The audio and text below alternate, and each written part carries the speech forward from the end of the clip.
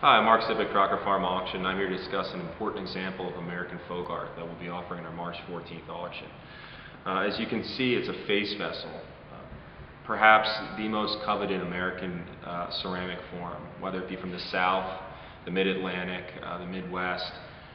Face vessels have really captivated stoneware collectors as well as folk art collectors from throughout the country. And we're very privileged to be offering this in our March 14th auction. This is a classic Remmey family double face harvest jug or monkey jug. It has two spouts on the top, one for pouring the liquid in and one for pouring the liquid out. This larger spout for pouring the liquid in would also serve to create airflow, which would allow liquid to flow out very easily from the smaller spout. You can see on each side it has a very severe looking man's face with a goatee.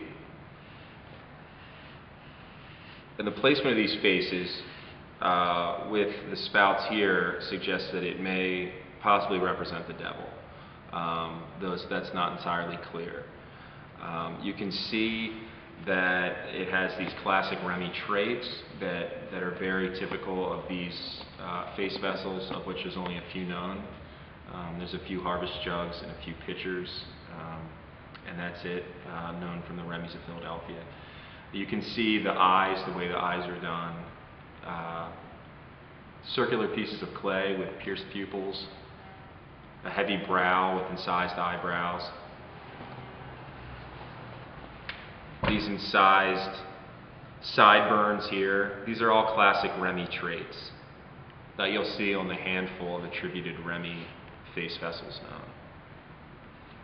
He's got these wonderful teeth exposed. A very serious, almost angered expression.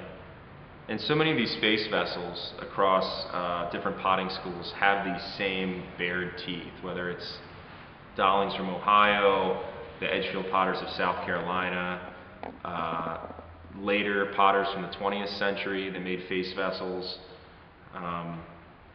This bared teeth expression is one of the iconic things that makes these face vessels so intriguing. It has stylized brushwork along the top in the Remmey style. Unusual placement of the handle. Most of these harvest jugs, the few that are known, are usually running from spout to spout and not from brow to brow on the figure. And very nice decoration along the handle, which is also unusual. You can see a loss over here to the mouth, which is fairly common on American face vessels from any region. And there are a few other Remmey and other potters' face vessels that have similar damage. You can also see on the work of the Kirkpatricks from Anna, Illinois, with their applied temperance jugs with snakes. Applied work on stoneware, unfortunately, back in the day was a dangerous process, and you didn't know how it was going to turn out. Oftentimes it would pop off in the firing. The name R.G. Simpkin is incised on each side.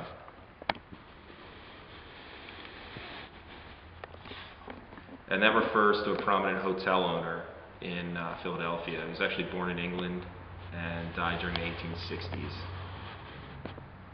So this was possibly displayed in one of his bars, or given to him because he bought a lot of stoneware from the Remmeys.